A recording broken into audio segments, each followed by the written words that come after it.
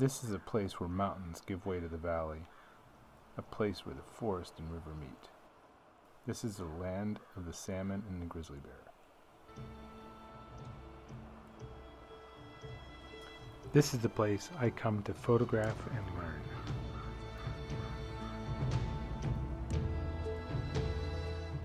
Here, Pacific salmon make the time-honored migration, returning from their years out at sea to spawn in the clear coast mountain rivers and streams. The rivers and streams here are the highway for the salmon to make their way into the coastal rainforest. When I first moved to grizzly country, I believed there was a bear behind every tree, or at least down every other trail. It didn't take long for me to realize it wasn't the case.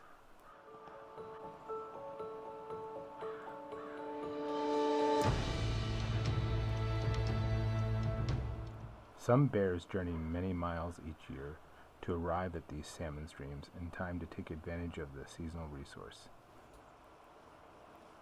I remember at first I was pretty much curious about grizzlies, but at the same time fearful.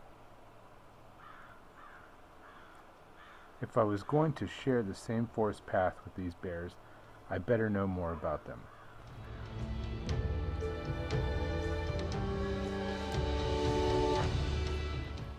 I began to read just about everything I could. I talked to researchers who studied these amazing creatures. I learned a great deal about the wilderness ecosystems they inhabit.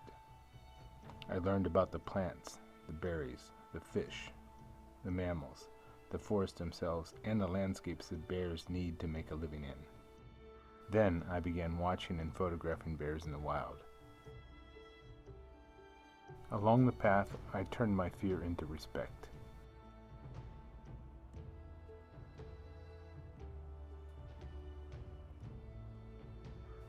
Grizzly bears are spread far and wide over the remnants of what was once a vast wilderness of western North America.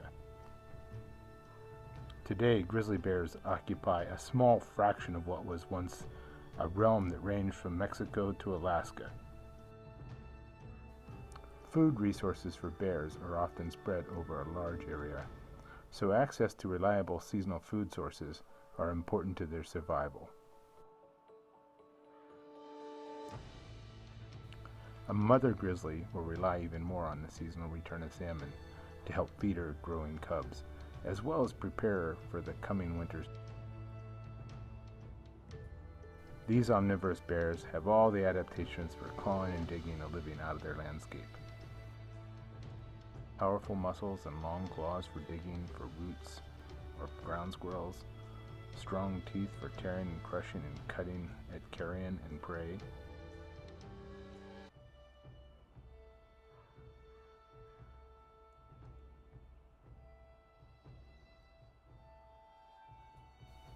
During the short active season of summer, reserves must be replenished.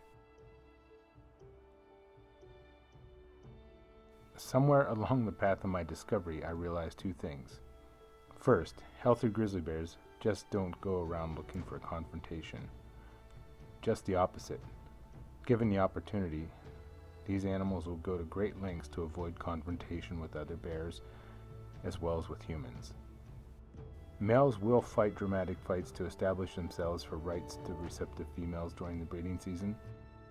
Mother bears with cubs will have to be alert to any threat to themselves or their young. Over the years, I have found that by studying and appreciating grizzly bears, they are one of the best windows to view and appreciate their wilderness world through.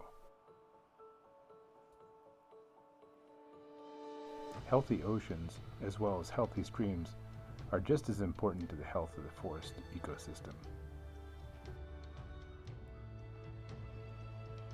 I feel very fortunate to have learned so much from grizzly bears. I wish everyone a chance to learn as much and respect bears so we may continue to walk the same trails together.